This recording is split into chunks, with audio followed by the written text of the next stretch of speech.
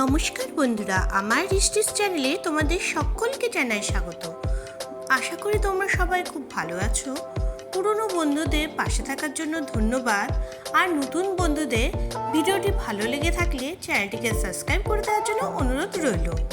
আজ তোমাদের সাথে শেয়ার করব পটলে একটি দারুণ সুস্বাদু রেসিপি। চলো তবে এবার রান্না শুরু করি।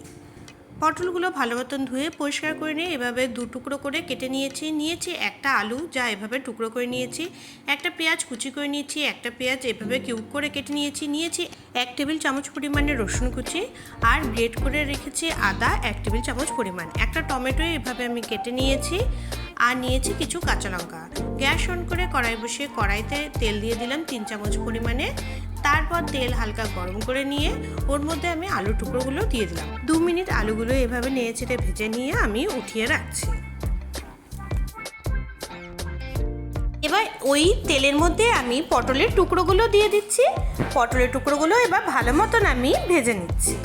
পটল ভেজে নেওয়ার পর ভাজা পটলগুলো আমি পাত্রে উঠিয়ে নিচ্ছি।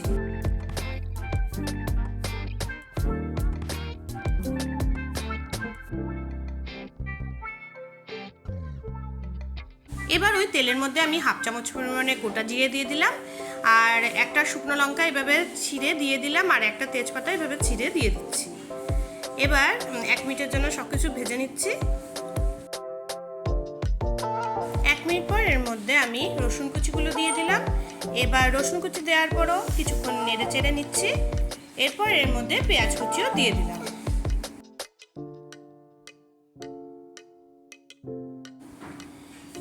1-2 মিনিট পেঁয়াজ কুচিগুলো একটু নেড়ে চেড়ে নিচ্ছি। এবার এর মধ্যে গ্রেট করে রাখা আদা আর কাঁচা লঙ্কাগুলোও দিয়ে দিলাম। আদার কাঁচা গন্ধ না যাওয়া অবধি আমি সব কিছু আবার ভেজে নিচ্ছি। গ্যাসের ফ্লেম এই সময় একদম কমিয়ে নিয়েছি। গ্যাসের ফ্লেম কমিয়ে নিয়ে এর মধ্যে কিছু গুঁড়ো মশলা অ্যাড করব। প্রথমে দিয়ে দিলাম 1/2 চামচ পরিমাণে হলুদ গুঁড়ো, এবার সাথে দিয়ে দিলাম 1/2 চামচ পরিমাণে জিরে গুঁড়ো, দিচ্ছি লাল লঙ্কার গুঁড়ো 1/2 চামচ পরিমাণ, আর কাশ্মীরি মির্চ 1 চামচ পরিমাণ, সাথে দিয়ে দিচ্ছি নুন স্বাদ অনুযায়ী। সব মশলাগুলো একটু হালকা নেড়ে চেড়ে নিচ্ছি, একদম লো ফ্লেমে। হালকা এরকমভাবে নেড়ে চেড়ে নেওয়ার পর ওর মধ্যে সামান্য পরিমাণে জল দিয়ে দিলাম। জল দিয়েও আবার সব মশলাগুলো ভালো মতন কষিয়ে নিচ্ছি। মশলা কষিয়ে নেওয়ার পর এর মধ্যে ভেজে রাখা আলু পটলের টুকরোগুলো দিয়ে দিলাম। এবার মশলার সাথে আলু পটলগুলো ভালো মতন মিশিয়ে নিচ্ছি।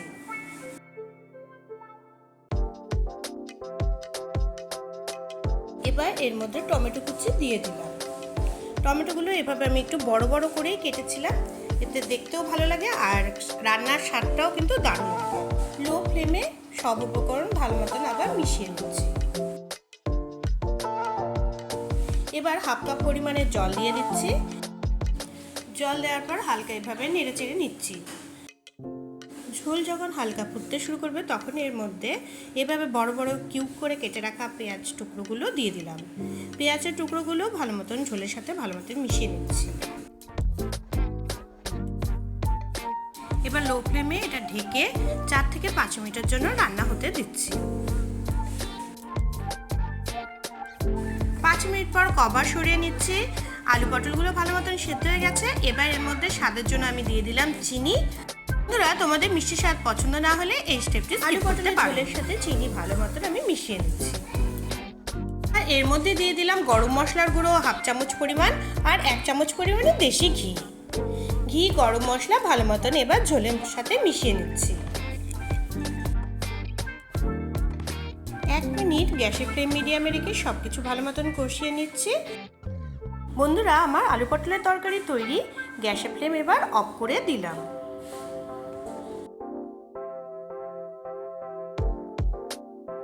বন্ধুরা, গরম গরম এই আলু পটলের রেসিপি ভাত হোক কি রুটি সব কিছুর সাথে খেতে লাগে অসাধারণ, যা ছোট বড় সবাই খুব পছন্দ করবে। তোমরা এইভাবে আলু পটলের রেসিপিটি বাড়িতে ট্রাই করে আমাকে কমেন্ট করে জানাবে কেমন লাগলো। আর ভালো লেগে থাকলে অবশ্যই লাইক করে দেবে, ফ্রেন্ডস ফ্যামিলির মাঝখানে ভিডিওটি শেয়ার করে দেবে। নতুন বন্ধুরা আমার চ্যানেলটিকে সাবস্ক্রাইব করে দেবে, পাশে বেল আইকনটিকে ক্লিক করে দেবে নিত্য নতুন রান্নার রেসিপি সবার আগে পাওয়ার জন্য। আজকের ভিডিও এখানে শেষ করছি। সবাই খুব ভালো থেকো, দেখা হবে পরের ভিডিওতে।